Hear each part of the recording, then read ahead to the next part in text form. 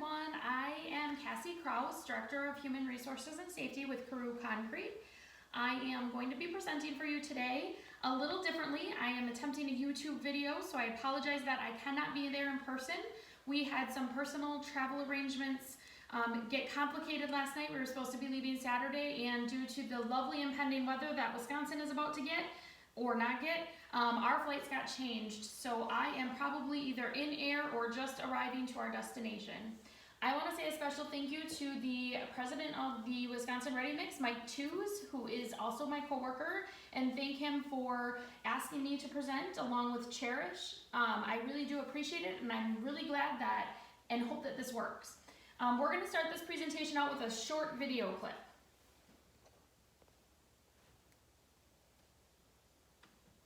Yes, I know how long you've been holding, and I don't care.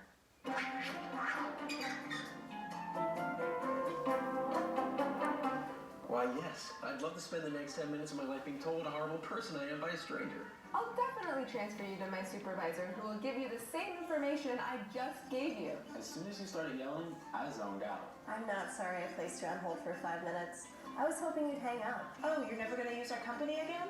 Great. That means I'll never have to talk to you again. I'm going to tell you the issue is resolved so that I can go on break. I'm telling you that I'm finishing up with another customer, but really I'm just catching up on office gossip. I asked you to repeat that because I was too busy texting on my phone. I'm gonna hang up on you and pretend it was an accident. I'm attempting to sound empathetic because quality assurance is listening. The only perk of my job is not seeing your face. Please stop telling me this pointless story. Just tell me your problem so we could both get on with our day. I'm saying this with confidence, but I have no idea if this information is true. I fully intend to look you up on Facebook after this, just to see how much of an asshole you are. I'm not sorry you feel that way. I'm not sorry that happened. Oh no, I understand. I just don't care. This job has made me dead inside. This job has given me a fear of talking on the phone. Listen, babe, call me hun one more time and I'll burn this place down. Have a great day.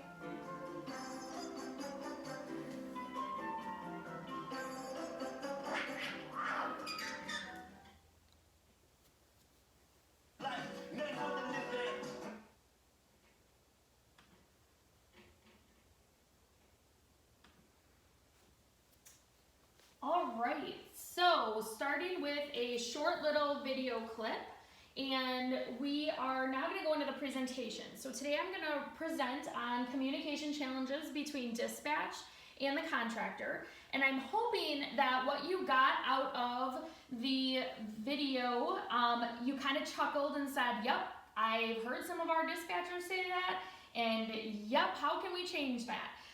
It is meant to be funny, but I know from personal experience that it happens even in our company. With that, communication is going to be key for communicating with anyone. But to really communicate between the dispatcher and the contractor, it's going to be even more key because a lot of the time they're communicating via phone, and that can be a real issue. So what I always suggest is that you look internally first. And when we're looking internally, we're talking about looking at, are we communicating as a company well? And if so, what can we do better? Because I am an advocate that I think that always we can communicate at a higher level and that we can always grow our communication skills. So first internal communication that we're going to look at is the sales team. As you guys all know, right, the sales team is always right. All kidding aside, the sales team is the backbone to every company. Without our sales team, we would not have the jobs to deliver the concrete to, so we wouldn't have a company. That being said, does your sales team communicate within just the sales team? So are they having weekly meetings? These don't have to be formal meetings. These can be little one-off meetings where really they're just getting together on a phone call where all of them can at least give an update of what's going on during the week. Why is this important for communication? It's extremely important for communication so that the entire sales team understands what jobs are happening, where they're happening, and potentially what could go wrong, where they might be needed, as well as who might need backup, and even better, how many trucks can really support what we sold for that week. So that's really going to be key. Next up is dispatch, and with dispatch, are they doing a weekly and daily communication? So one of the things that I really think is important with dispatch is that every day they're taking a look at what's going to happen throughout the day, because we know that from minute to minute, sometimes second to second, orders change. Orders come in, orders get dropped for the day, weather happens, things can go wrong. So being open and honest and communicate that so that we can put a good game plan in place is going to be key. So that if they can start out the day kind of understanding where the thought process is going, it'll make it that much easier to make the change should something arise. Dispatch to driver. How many of you have companies where the drivers are consistently complaining that the dispatch doesn't tell them anything? I'm raising my hand. Definitely one of our bigger issues is that our drivers always say dispatch doesn't tell us anything. So the more open that dispatch can be, which obviously we can't always tell them everything, but there are going to be things that we can tell them to make their job easier. Can we communicate what's going on? Can we let them know the second a job drops so that they know if they should be out doing some odds and ends like shoveling or if they should be waiting to be loaded? Especially in the busy season, keep them updated so that they can understand, is it going to be a really long day or is it going to be a shorter day? Keeping in mind, right, they have a work-life balance that they need to get through as well. Next up is the communication between dispatch and sales. One of the things that I believe that should happen on a daily basis is that dispatch and sales should be communicating so that they are on the same page versus trying to operate potentially different. So sometimes sales has very key customers that they need to make certain they are taken care of. And dispatch may or may not understand that, and if they don't understand that, they may be servicing other people sooner, and that might be an issue. So keep in mind how key that dispatch sales communication piece is going to be, and have that conversation. Again, providing those daily updates, and then resolve that sales versus dispatch struggle that we always seem to have, right? Again, going back to that problem that when they have an issue where there is a really big contractor that's probably one of our biggest customers, and we need to service them, but we need to put 10 trucks on a different pour because that customer may not be as big, but they're just as important. So talking it out, making sure you have a consistent plan where everybody agrees and comes to a common goal, and that is to make certain that our companies are ultimately successful. So once we have mastered and made that communication internally good, now we can go externally. So in here, it's going to be a little bit difficult to see. So if you can zoom in, you're going to see this picture here, and it's going to be tough to see, so I apologize. But what this is a manure pit that Guru Concrete poured. In this picture, you can see there are trucks lined up all the way wrapping around all the way to the road. So with that picture, there are probably, like I said, 17 trucks back to the road. And with those 17 trucks, you're probably figuring, right, 5 minutes apiece. How many minutes does that calculate out to?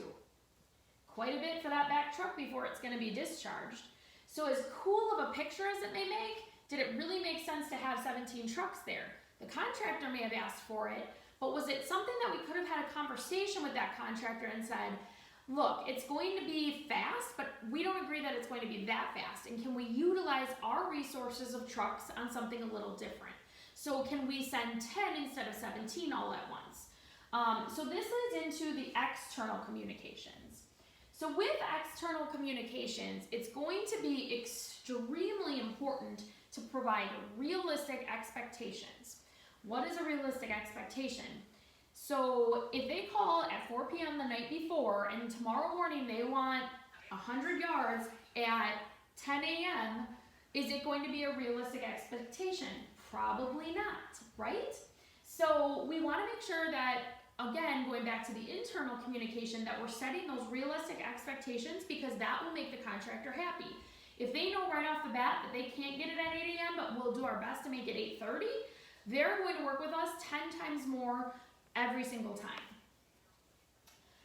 Own our mistakes. How many people out there with a raise of hands make mistakes? I bet you're all raising your hand. I certainly am. Making mistakes and owning them is huge. Don't try to cover them up. just be honest and say, this is where we're at, this is what's happening. We put the wrong concrete in that truck, we couldn't load it fast enough, so we're 15 minutes behind. I would rather, if I were a contractor, I would rather hear that than hear anything else.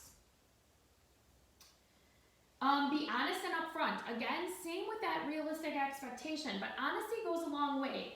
The other day I was actually walking through our dispatch office and I overheard someone taking an order, or actually taking a phone call from a contractor and telling that contractor that, yep, we're loaded and we're on our way to the job, and we weren't even loaded yet, and our dispatch manager happened to be making a comment of, what are you doing? We're not loaded yet.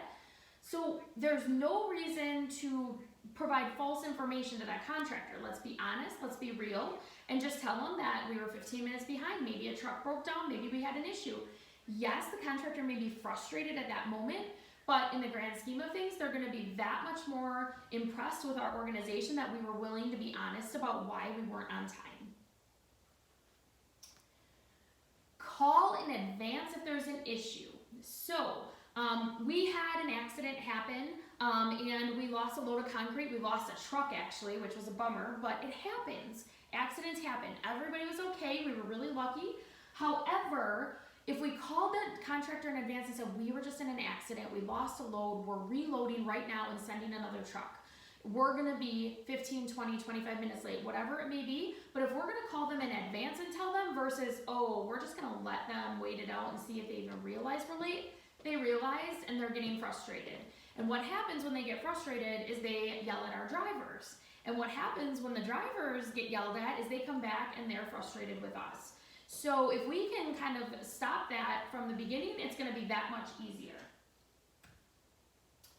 So another really important item in external communications is getting everyone that you need involved in conflict resolution. So for example, you guys all know Mike Tews. Mike Tews is our VP of sales. So when we have a big conflict at a contractor, it's gonna be really important to get him involved, because usually the contractor is going to be calling him. So if we can get him involved from the get-go and he's aware, when that phone call happens, he's prepared and ready and understands what happened. All right, so with communication, there's going to be do's and don'ts. We're gonna start with some communication don'ts. Don't give more attention to your cell phone than to people. How many of you were just looking at your cell phones in that audience? I bet half of you, and that's okay, I get it. You're watching me on video, but honestly, how many times do you walk through dispatch and a dispatcher is on their phone while they're taking an order? Do you think that order is 100% accurate? I am guessing it's probably about 30% accurate, because they are not listening and focusing on what exactly they're talking about. So again, put the cell phones away. Put a policy out there that the cell phones need to be in drawers. And if you're a dispatch manager and you're on the phones and you're out there, you might want to honor that as well, because it can be very difficult to preach something and not be practicing it. Don't overuse abbreviations in emails. So in any written form of communication, you need to be very careful with how you're communicating. People will read a communication such as a text message or an email in the mood that they're in. How many of you out there have read a text message and immediately got offended? I think we're all raising our hands. However, 9 times out of 10, that sender didn't mean to offend you. You were just maybe in a bad mood, or something frustrating happened that you took it the wrong way. So the right abbreviations is going to be much needed. So sometimes I'll send a smiley face, sometimes I won't. If it's just a conversation with individuals that I know really well, you usually don't have to use those abbreviations. But if it's somebody you're getting to know, I would strongly suggest that you are very careful with how you word things and what things you use. Next up, don't monopolize the conversation. So don't make it a one-way street. Don't sit there and talk about you in the company. Listen. The biggest portion of communication is listening and then actually hearing what they're saying.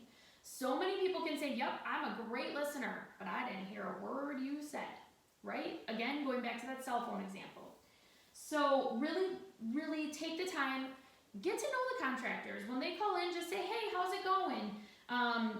The more you get to know them on a personal level, the easier it's going to be to deliver a bad message when those times do arise. Don't react or get upset. Okay, I'm gonna ask another hand raising question. So how many of you have ever gotten a phone call from some sort of contractor that has been angry and screaming at you? I bet 50% of the audience, if not more, closer to everyone, is raising their hand. It happens. They get frustrated, they see a ready mix truck coming, and it just makes their blood boil. And that's okay, that's part of the job. However, if we react and start yelling back, it's just going to escalate the situation. So what we need to do is just let them vent. Let them take the 3 minutes it might take to just scream and be done with it, and then move on and address the issue. You're going to want to paraphrase that issue, talk about what the issue was, and how you're going to ensure that it doesn't happen again. Lastly, don't interrupt them. Again, if you interrupt, they're going to get more frustrated and kind of steaming back into the don't react. Interrupting sometimes will make them feel they react. It's easy for all of us to do. I will tell you that I get upset employees calling me all the time, and there are times where I interrupt them and it just heightens the situation. I try my hardest to not react, but there are times when sometimes they just get under our skin. We're human. We're all going to make mistakes. It's a learning game, and every single day we have to work on our communication skills. All right, so we talked about some don'ts. Let's talk about some do's. What do we want to do with communication? We want to be very clear and direct. So we want to provide as much information as we can, as clearly as we can. Repeating everything that they say, so paraphrasing. Make sure that you truly understood it. We had an incident where we had somebody take an order, and during that order, they started repeating the order back to the customer, but the customer wasn't done and started adding fibers and things of that nature to the order, but the dispatcher didn't hear that portion. So we totally messed up an order. We sent it out like that, and the customer called back and complained. The good news is we had everything recorded, so we were able to go back to the dispatcher and show him how him interrupting caused him to make this error, and now we lost a load of concrete. So it's very important to listen to the full detail and then repeat it all while they're not talking back to them. Be respectful. I always say treat others how you want to be treated. Just be respectful. If you can be respectful to someone, they're always going to be respectful back. It may take them a few minutes, but sometimes once they get cooled down, they're going to be your friend again. They're going to talk to you the way in which you want to be talked to. Tailor your conversation to the audience. So remember when you're calling someone who you're calling. So if you are talking to, for example, the owner of an organization, are you going to have the same conversation that you might be having with the driver of an organization? Probably not. You're going to be talking a little bit at a different level. So just remember that and tailor any conversation you're having. When you can do face-to-face, for dispatch, that's a little hard when it comes to communication because dispatch is in the office. But if you ever get an opportunity and sales is maybe meeting with a contractor, especially one of those contractors that maybe you just seem to have a lot of struggles with, if you could go out to lunch with them, they would very much appreciate that, and then they get to know you face to face, and it's a whole different ball game. And then remember, everybody has something going on at home. What do I mean by that? So why am I presenting via YouTube to you all? Because I had something personal come up at home and obviously couldn't be there. And I appreciate that you all understand that and you take that into consideration. However, maybe that day that contractor got a phone call that their mother or father passed away or is extremely ill.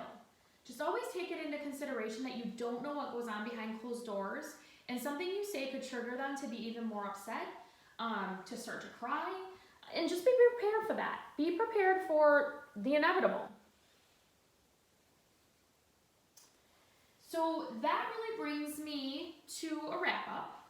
I very much appreciate you guys listening to everything I had to say about communication.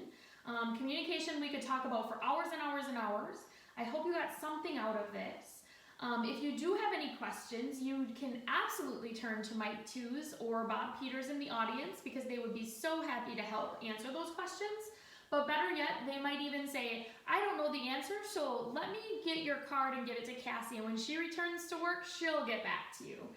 I hope you guys have a fantastic rest of the conference, and I really hope that this video works out for you. Have a great afternoon, guys.